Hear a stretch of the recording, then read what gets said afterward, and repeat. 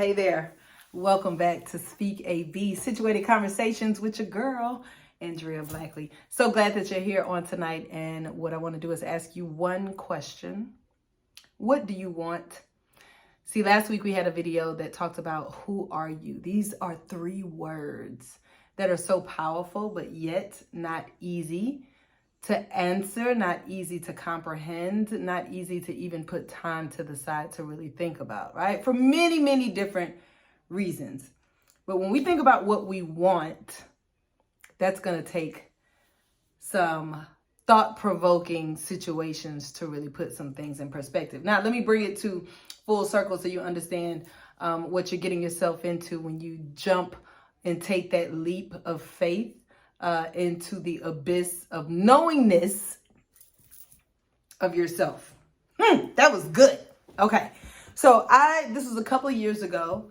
My hairstylist at that time, Candace Odom, was fantastic with, that's when I had my short hair and I had a whole bunch of different colors, yellow, blues, greens, oranges, baby. You couldn't tell me nothing. Okay. About getting that hair done. It was amazing. But it was a situation that I was in personally, and it had me in a very, very compromising space, the dark space, confused space. So, the devil was all up in it. Let's just go ahead and make that clear. Okay. When I talk about gifts from the devil, I'm very clear on them. My discernment has been sharpened because of them. Excuse me.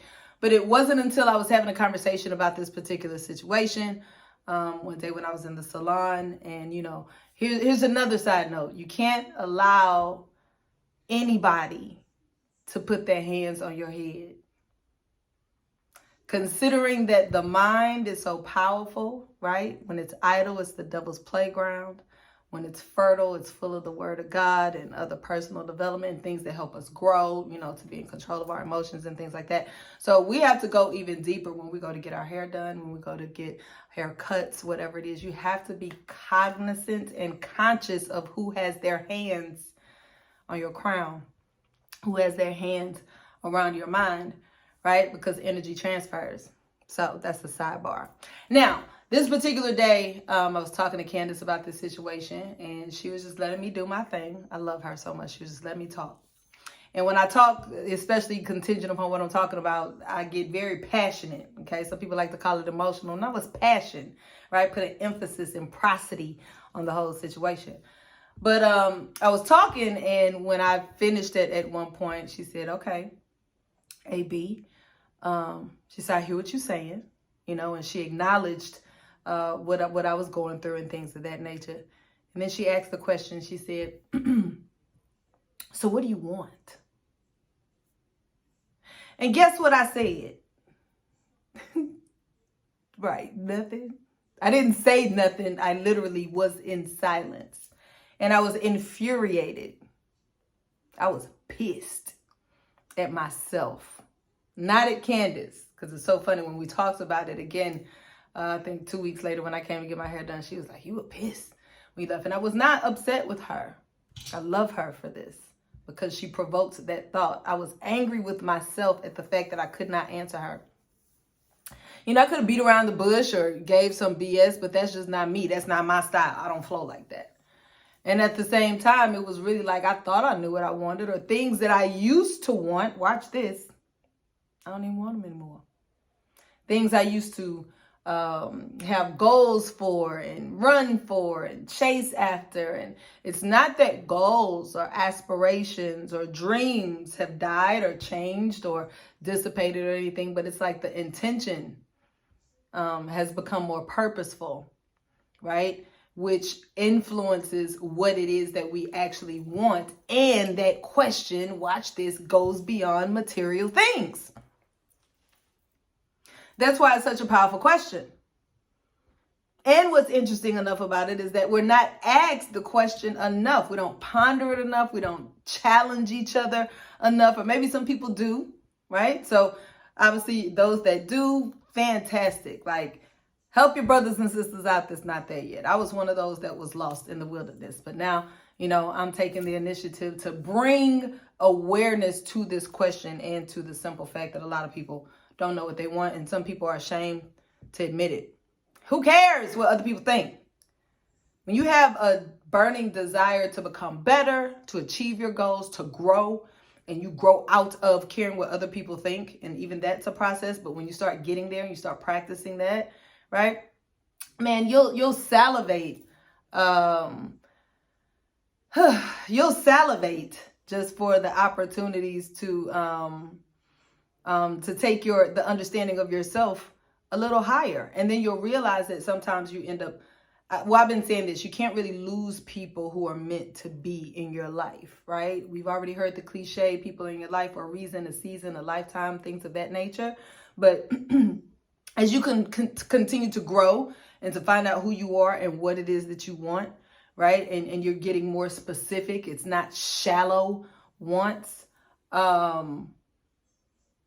Man, you'll be surprised at what now has your attention. You'll be surprised at how committed you are to your intention, and just keeping that in perspective, knowing what you want outside of material things, I believe, is the most important. Because if we don't want ourselves, how can we want anything else? And it's been so much that's been going on in the world that influences different states of mind. And, you even have children talking about, they don't want to be here anymore. And we've seen, suicide is not new. I believe it's becoming more to the forefront and having conversations about it. But, that can be a contributing factor, right? Not knowing what you want, who you are, or what you're worth, all of these things that have to do with self, right? That causes the disses, the disassociation, the dissatisfaction, the disappointments, right? That's separating, separating. And so we have to, as last week, as I stated, about knowing who you are. When you know who you are, you won't follow anyone or anything. When you know who you are, you have no problem saying no. When you know who you are, no is a complete sentence, right? Unapologetically. When you know who you are, you have boundaries. So when that comes into play, that helps you. You can't know what you want until you know who you are. You can't know what you want until you know who you are. So check this out. Thank you, Holy Spirit. Because it's like putting all of, I feel like I can get lost in certain parts of it. But check this out. This is all a continuous journey. There is absolutely no destination in knowing who you are, what you want. Ha! That should free us all. There's no destination, meaning that God doesn't run out. He's not lacking. Nothing's on clearance. The last item is none of that. As he has the capacity to put all kinds of desires, beautiful desires, into our heart. Once we accomplish certain things, we can continue to desire more, right? And whether it's to do with self, maybe it is some material things, maybe it's impacting other people's lives. There is no limit, which means that we don't have to put so much pressure on ourselves to think that we have to be fixed in order to know what you want, or you have to be fixed to actually get what you say that you want. I believe that we have to continue to go through the process to have different experiences that will influence our perspective and our interpretation of our needs, our wants. I remember getting into the industry of network marketing, and I didn't know anything about it. I was just a hustler. And why was I a hustler? Because I needed money. I wanted money. I needed money and I wanted money. So it was both of them. A lot of success happened in that industry, and I was never around money like that before in my life. Didn't even have conversations about it. I was a third grade school teacher. Like, no, I mean, $50,000 a year was like a whole lot of money to me at that time. So my perspective obviously shifted when I got into the industry and I started to make a lot of money, and you know, your lifestyle changes, and my wants then were not deep. New car, clothes, hair. I spent so much money on hair, on weave, on hair. If you would have told me that I would be natural like I am now and just braid it up back then, I was like, lies. No, I am addicted at that point. Upset. No, I was addicted to perms. I was a crack addict with my perm. And with weave, child. I mean, it was a big deal for me to go from purchasing hair at the beauty supply, either, you know, on Cullen in South Park or on Alameda in Third Ward. You know, I was excited when I upgraded to the $100 ponytails. I was excited when I started ordering my hair online, honey. Okay, like, you started to make money, you started to have different upgrades in different areas. I was excited to go from Walmart to HEB. Okay, so it was material things. It was things that showed status. I was excited to have real Louis Vuitton, and, you know, I was excited for those material things. And I still like material things. It's just a lot of that has changed. A lot of it has changed because when times shifted, when things got dark, or when the seasons turned, those material things were not satisfying the soul. The flesh, yep. But my soul wasn't satisfied. So with that discovery, obviously there was a whole process. It was a whole journey, you know, it was a whole discovery. It was, I'm talking about it now, so I won't go through all of that. But at the same time, when I think about what I experienced and what I learned, and how through experience, through correction by God, through humility, through all different kinds of things, it's amazing how my wants got distorted for a while, and then how they began to shift, and it was more internal satisfaction, the peace, the joy, the love, the calm, the being present, you know, the just forgetting how to worry, remembering to focus on what you want and speaking that, being cognizant of our words, and speaking with impeccable words, you know. Your wants change, but it's very important to know what they are. It's very important to know what we want, and also what we're willing to do to get it, to get them, whatever it is. And we have so many different areas in our lives: personal lives, business life, family, finances, love. I mean, you know, you create your own categories. What do you want in all these different categories? It's such a huge responsibility for us to take, but that identity confirmation, that identity confidence, I don't know, that's a new one coming up. That identity confidence, wow, is powerful. That's like another superpower, just like transparency and vulnerability, right? Identity confidence. I know who I am, and I know whose I am. And which allows me to know what I want.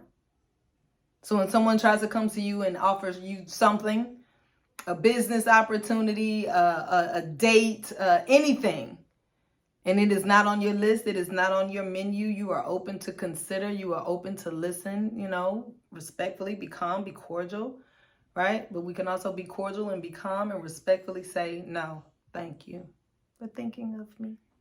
It's not what I want. Why aren't you doing that? Because I don't want to. That part. It's a superpower in that, right? So I look forward, well, I don't know where this is going to go. I'm looking forward to the upgrade of the channel, of what's happening with Speak AB, to seeing where we're going to grow when these videos start to change and got edits and all of this. Because here's my thing. I also did a snippet on just starting. I just had to start this channel. I had to get it started. I had to get it started, right? Because God gives us enough to get started, and then he gives us more along the way.